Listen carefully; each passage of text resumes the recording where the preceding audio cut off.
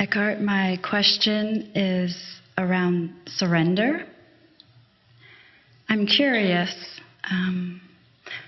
once the egoic shell has cracked open and the light of consciousness is peeking through, can the ego surrender itself to that light of consciousness, or ultimately must it be surrendered? Thank you.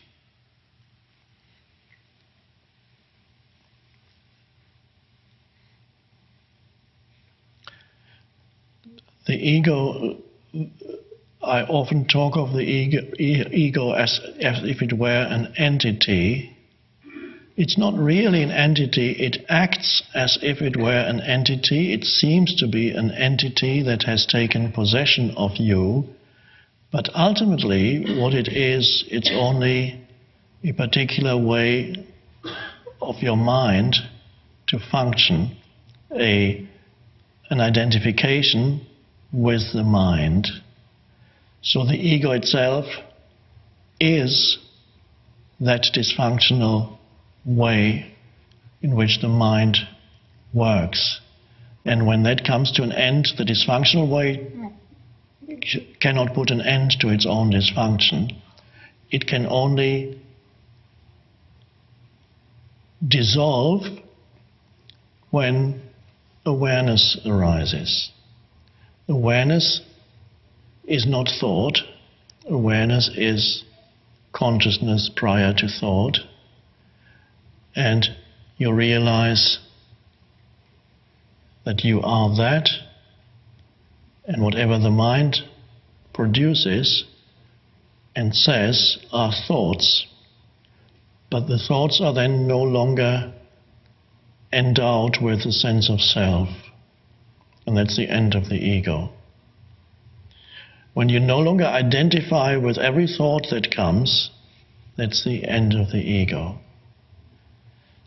So that's what happens. So I don't know, in the way you formulate the question, the ego cannot dissolve itself, but in the light of awareness, it dissolves. Then what is that willingness? That willingness? To allow it to be seen, or? That willingness is the evolutionary impulse of the universe, which created the ego in the first place in order to transcend it now. It was an evolutionary step for mankind. The ego was an enormous step for mankind, a great thing, and then it came, or is coming now, to the end of its lifespan. That particular evolutionary movement or manifestation that we call ego, it had a lifespan. It has outlived its usefulness now. We have learned a lot through it, and now it needs to go, and that's always a critical stage. The transition from one state of consciousness to another is always critical. There could be a falling back, there could be... we're at this transitional stage where the ego now needs to dissolve. The caterpillar has come to the end of its useful life as a caterpillar. It's been fine. The caterpillar was happy for a while, crawling up the tree and eating the leaves. Now there are no leaves left on the tree, and it's time for the caterpillar to cease being a caterpillar and turn into something incredible. That little slimy thing, suddenly it doesn't know what's happening to it. The caterpillar doesn't say, I must become a butterfly, or I'm trying to become a butterfly, but the caterpillar suddenly notices that crawling is becoming more and more difficult. And it's looking for leaves, it's eaten all the leaves of the tree, so there's nothing else to eat anyway. If it doesn't change now into a butterfly, it'll die. So that's what's happening to humans.